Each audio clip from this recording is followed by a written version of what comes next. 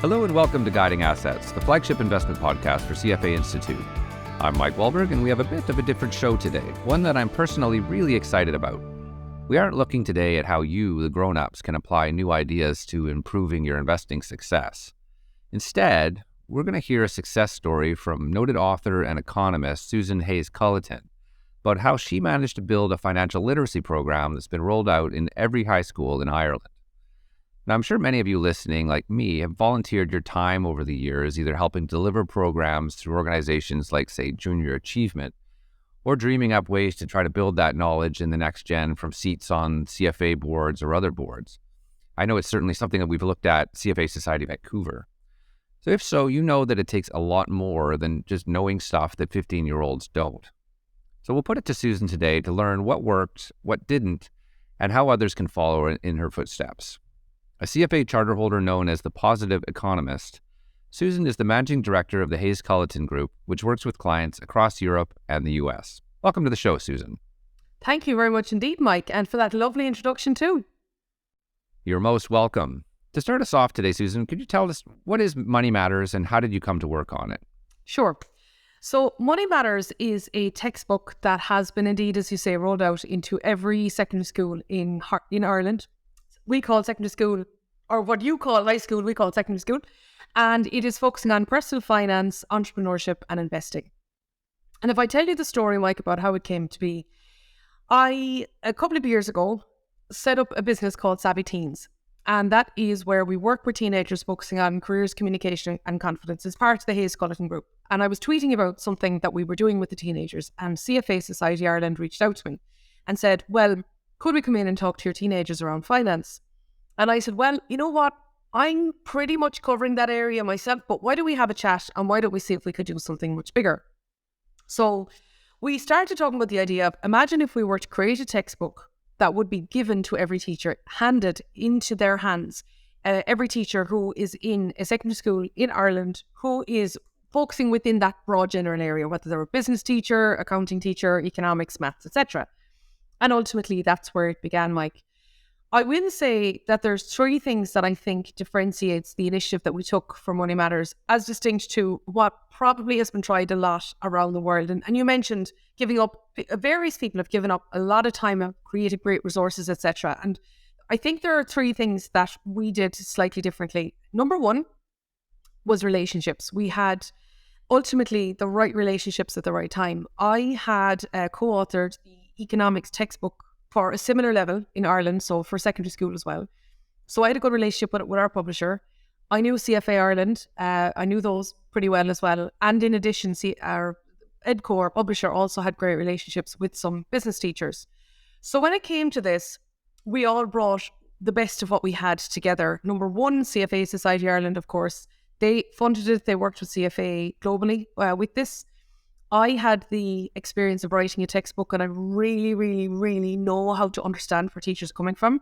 EDCO, of course, they had the expertise in creating and distributing and publishing a textbook, and then having the relationships with the teachers, understanding their challenges, and also getting great peer reviews from them also made a difference. So I would say having the right relationships is number one.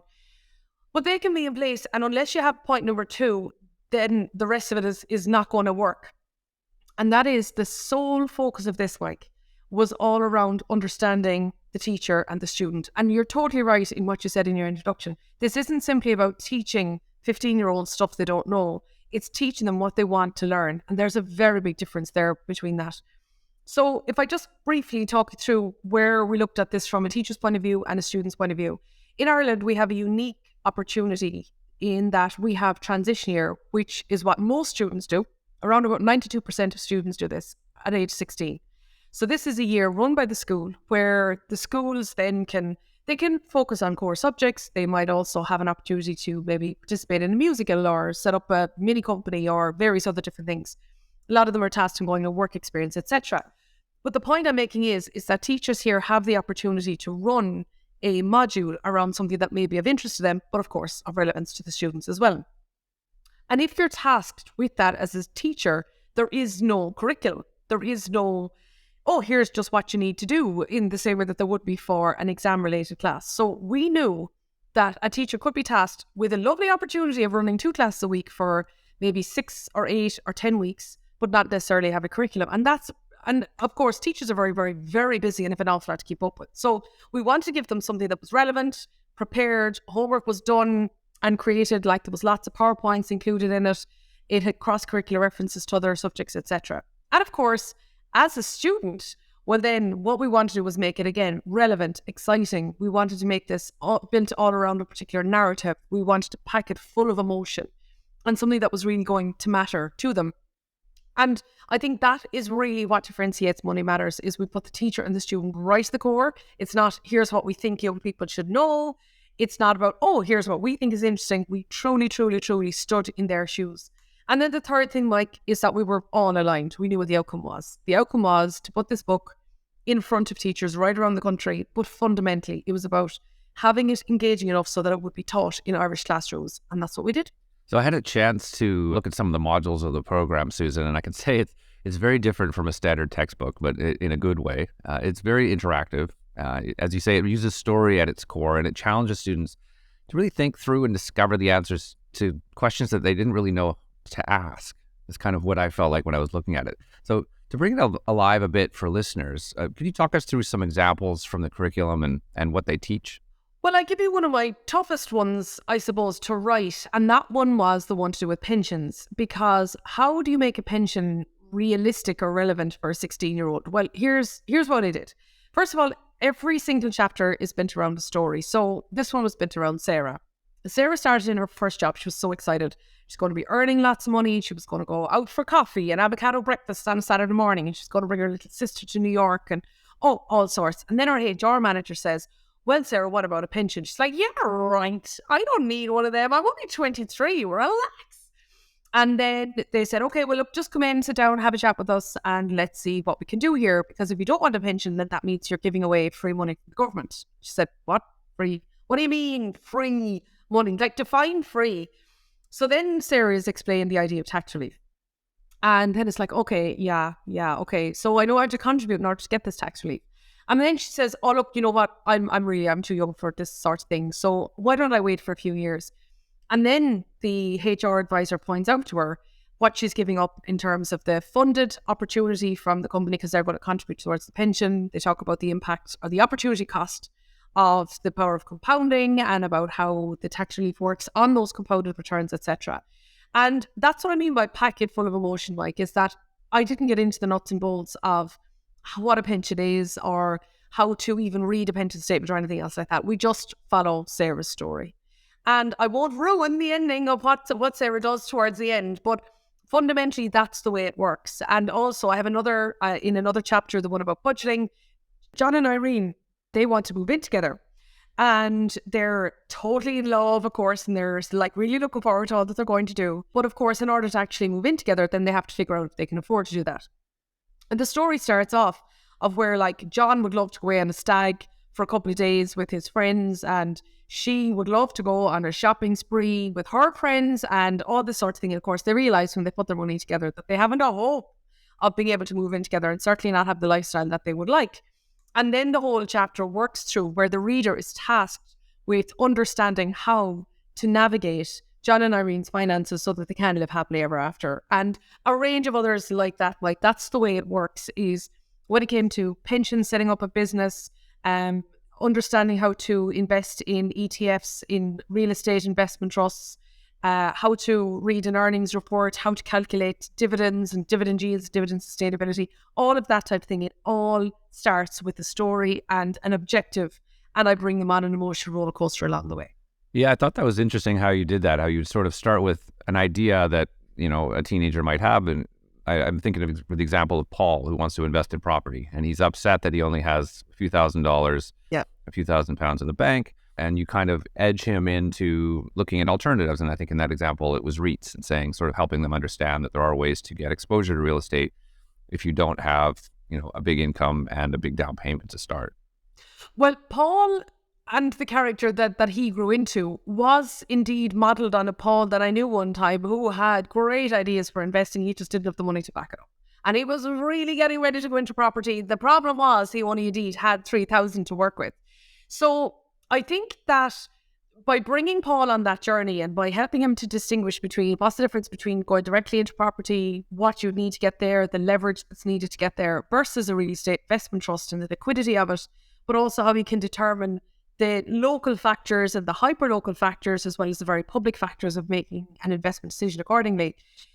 Then you bring the colour into the story, Mike. You really do. And there's no doubt about it. At the end of each chapter is an end of chapter series of exercises that are very real. I mean, there's what I'm trying to say here is that a textbook still needs to have text and it still needs to have substance and it needs to have content and it needs to, by the end of it, that you need to achieve the learning objectives. The method in which I got to it was through those stories. So anybody who would look at the book and at the end of each chapter, they would see that how I would have gotten there could have been the same as, you know, a lot of text or a lot of case studies or various different things like that. But by packing it full of emotions and interactions and all that sort of thing, then it's more about genuinely knowledge acquisition as opposed to simply being exposed to certain content. And real estate investment trusts are far lesser known than exchange traded funds, which themselves are far lesser known than funds generally, which themselves are far less known than the ability to invest directly in the stock market, which is generally not very well known anyway among that cohort. So by navigating that from the point of view of taking on an ambition maybe that certain young people would have and showing them how they could navigate it and make the decisions for Paul along the way, that was what made it exciting for me and for them. Yeah, I want to pull a little bit on that thread where you mentioned this idea of not being very well known in the markets in general. And you and I have talked before, and you referred to the potential bias that folks might come to this conversation considering the market to be a posh casino, I think you called it. Wow. So as I said up the top, there are a million decisions and a million challenges and opportunities that lay between having the idea and bringing it to fruition. This bias potentially is one of those ideas. So I'm curious if you could talk to us about some of the challenges you encountered in getting to the finish line with Money Matters and how you overcame those. Okay, for a start, one of the things that I'm often asked when it comes to any type of stock market education for young people, and I'm involved in various different elements, including our own business, like I say, I can often get asked the question, are you not just teaching teenagers to gamble? Or is the stock market not just a posh casino? Indeed, that is my own term, and it's not because I came up with it, but unfortunately it's been posed to me a few times. And I would say categorically, the role of Money Matters and of any type of financial literacy education is certainly not to teach anybody to gamble, but to understand the risks inherent, to understand what risk and reward really is, and the interaction between the two. So I would certainly say that is among the challenges that's out there in financial literacy. Would be people's own bias about certain aspects of it. Same thing with debt. Is all debt bad? No. Okay, well, if it's not, well, then how do we distinguish between long-term debt and short-term debt, good debt and bad debt? So, of course, like, the reason that Money Matters is packed full of emotions is because money is an emotional topic. It really is. And when you read books like The Psychology of Money or any of the classics to do with it, we all know that we can learn some behaviours and some attitudes towards them that we don't question, we're not critical of, because we feel like they've always been there. So understanding that in the first place and being able to factor that in as part of the journey, I think certainly is important. The second thing also I would say is that I'm going back to a point I've made already, Mike, about standing in the shoes of the teacher. Not every teacher is going to either be interested in or be confident in teaching when it comes to the stock market, particularly when there really isn't a precedent for it. So that's why one of the key aspects of the book is that it's dip in and dip out. Like I say, it's personal finance, it's entrepreneurship, and it's the stock market. So we could have a teacher who loves Dragon's Den and Shark Tank and doesn't want to spend their summer looking at all sorts of clips so that then they can design an activity in school. We have all of that factored in there. We have others, and they're really brilliant, enthusiastic economists. And like me, if they're in Frankfurt, they take a selfie in front of the ECB and be all excited about monetary policy. Instead, of course, what we did was that we factored in those types of ECB explainers and all of those brilliant tools that have been put together.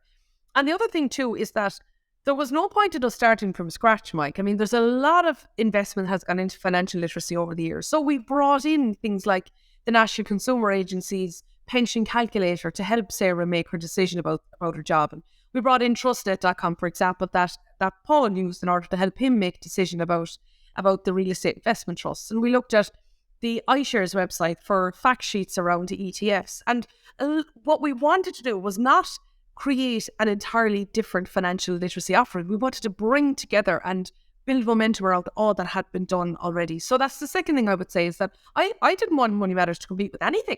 I wanted to be the glue. I wanted Money Matters to be the glue that would bring all of that together. The third thing I will say is, I'm going back again to a point I made earlier about relationships. Relationships are brilliant, like they really are. The thing is, though, what you have to be, as somebody, the role that I certainly had to take anyway, is that you have to navigate stakeholder analysis, though. And I know that's a kind of a fancy-dancy term for taking care of what people really wanted. And of course, the people who you work with when it comes to CFA charter holders, they're extremely, we've all gone through the pathway of passing those exams. They're tough. And of course, we are trained to a very high level. And of course, we talk it when we love our jargon, we love our acronyms and everything else.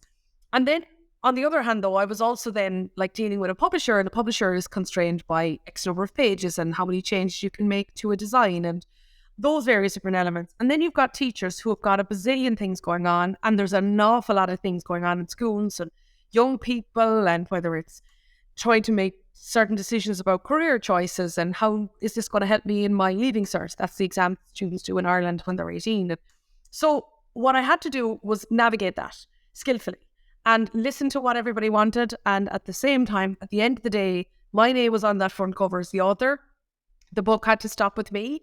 So I needed to make sure that what they wanted was certainly listened to and taken very much so into consideration. But there was certainly times when I'd say, look, we can't expect a 16-year-old to be able to navigate portfolio volatility when they neither know what a portfolio or volatility is. So there was times I needed to call it as I saw it. And the other thing too, Mike, is as somebody that writes a book, you're not in the classroom with the student. That you have to remember that. And that sounds very obvious, but my point is that I couldn't say, oh yeah, no, that's really what I meant. You haven't got the room to do that. The book has to stand on its own 2 feet. What you have to do, Mike, is listen to what the teachers say when they give you peer review feedback, and not say, oh yeah, that's what I meant, or the only reason I did that is, it doesn't matter what you meant. It doesn't matter what you intended. That book is your vehicle to stand on its own 2 feet, and you have to want it to be absolutely pulled apart by your stakeholders. Leave your ego so far behind you can't even remember where it was, because the outcome, the students and the teachers, are all that matter. Yeah, that's good advice in general in life, is to be open to and receiving and responding to feedback, and something that we could all learn to do better, I'm sure. I actually wanted to just circle back on one thing you mentioned there about the testable stuff. So I imagine that is one of the key priorities, I guess, of the not only the teachers but the schools themselves, is to find ways to weave things into this curriculum that can be applied to other testable material that they're looking at. So did you reverse engineer some of the material to meet some of those desired outcomes? Well, because I had written the economics textbook, co-authored that twice before, that was totally regular practice as regards what I was well used to doing. So what I had to reverse engineer were their learning outcomes. That was different. When you write an economics textbook to a curriculum, the learning outcomes are there, and then you work around that. In the case of Money Matters, I had the luxury, you could say, of building the curriculum, in inverted commas, the way in which I felt it was going to be most engaging and relevant to our respective audience, while also tying in various different elements of CFA methodologies as well. So when you have that luxury, of course, how long can a piece of string be at the same time? So that was the first thing we needed to do, was actually decide on what the chapters were going to be, and then along the categories of personal finance, entrepreneurship and investing. But after that, Mike, I didn't have to work too hard at coming up with testable material, because that was just muscle memory for me. And it's so, when it comes to financial literacy, there's so many ways in which to make it testable. So whether it is, working out the power of compounding and looking at, well, what happens if you sequence a series of returns? And I know there's some people now shivering in their boots at the thought of what actually this really means. But when it is looking at the sequence of returns in the power of compounding, or whether it is to do an empathy canvas for a customer, if you're looking at this from the point of view of a teenager who wants to make money, or if it is analysing a series of fact sheets of ETFs and then picking out which one might be relevant for a particular investment case, or to compare the total expense ratios of ETFs as well, or to give Paul a different type of persona and then ask him to decide which type of real estate investment trust that he would want. And I could go on and on and on here, Mike, but that bit wasn't hard because I had the discipline really built up in that from the two books before. Now, I know as well that you brought in some of your other work and experience into this project, which is working with matching mentors with students. And that the element I'm thinking here, of course, is that each chapter has a profile of a CFA charter holder in there, looking at the challenges they face, a sort of day-to-day life type write-up. So how'd you land on that idea, and how does it further the learning for the students? Well, that part was really critical. And I think for a range of reasons, that part was really critical. So I'll just go through every aspect of what you just asked me about. So we do have another business called Active Peers AI, and that is totally focused on active peer learning, and particularly through matching mentors with mentees to particularly achieve a specific outcome. And I can explain all of that another day. But in this particular case, what we did was that there are 18 chapters, and in each chapter, there was one CFA charter holder featured in each case. Now, how it actually came about was we wanted to make sure that CFA Society Ireland were extremely well represented in the book, and not just in a surface sort of a way. We really wanted to engineer CFA Society Ireland into the book, but at the same time understanding that the content needed to be broader than that of what a CFA charter holder would study. And this was a really good way. And the reason it was really good is to go back and stand in the shoes of the teenager and the teacher again, is that at 16, you're making a lot of career decisions. And I work with thousands of teenagers every year, Mike. I know that they want to know, like, what do we do on a daily basis? Or what's the favourite part of our job? Or do we get to travel with our job? Or what do we learn in college that we really take forward? Or what soft skills do we need in order to become managerial? I could ream off 100 questions that are top of mind. And by asking the CFA charter holders these questions and then putting them into the book, it actually gave a flavour of the breadth of careers that are possible through CFA Society Ireland, but also the elements of careers that people characterise or chronicle their careers on. And it's interesting now, as the book is real and it's been in the schools now for 2 years, I use Money Matters as the workbook for some of our own work experiences that we coordinate with companies for teenagers. And I actually have brought in another element as a result of that.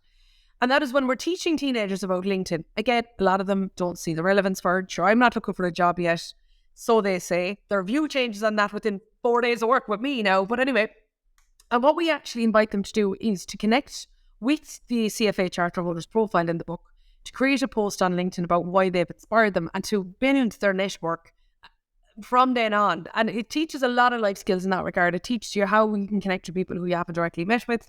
It can also show you how to follow somebody's story. Because I remember so well, Mike, so well, I remember having the interviews with those CFA charter holders. And it was the week of the 14th of March, 2020. And I was you're talking to people about P ratios that were like 2.1. We all remember those weeks when the stock market just went. It just absolutely nosedived. And then, of course, it turned around again really quickly. But it was during that period of time when the language of finance, we were wondering about its relevance at this stage, and about there was so much change in what our jobs were looking like and all that sort of thing. So when it came to actually writing those interviews, it was another time. And a lot of them have become a lot more senior, or they may have moved horizontally. And you know what's really funny, Mike, is when they see me in chapter 2. Because if I'm leading the work experience and then say, oh my God, your profile in here too. And I said, well, yeah, I am a CFA charter holder and I do have a different story to everybody else that's in there. But I do think it's critical. It was because it gave a human face to CFA Society Ireland. It gave different career elements and insights. And also fundamentally, I didn't know it at the time, but it would go on to teach them a networking skill as well that will serve them forever.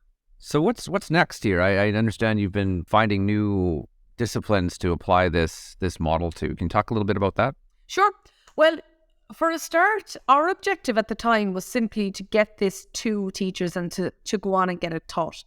So first of all, that did happen. And we had a big PR campaign and everything else. It was really brilliant to work on that. And it was all around, September 2021 was when we wanted to make sure that it was out there. And so it was in schools for that full academic year. And now, as I say, we're moving on towards the second one. But it was just interesting what happened after that, because then I started then featuring the book in my own work experiences as the workbook. And it's really interesting to see when your own work is being taught, when you're teaching it as well with them. And it's intriguing to see that. But then the initiative grew arms and legs. First of all, I then realised, Mike, going back to your own introduction, so many people want to be part of something like this, but they may not have the relationship with a school, or they may not be a content writer, or they may not want to do something as big as we've done.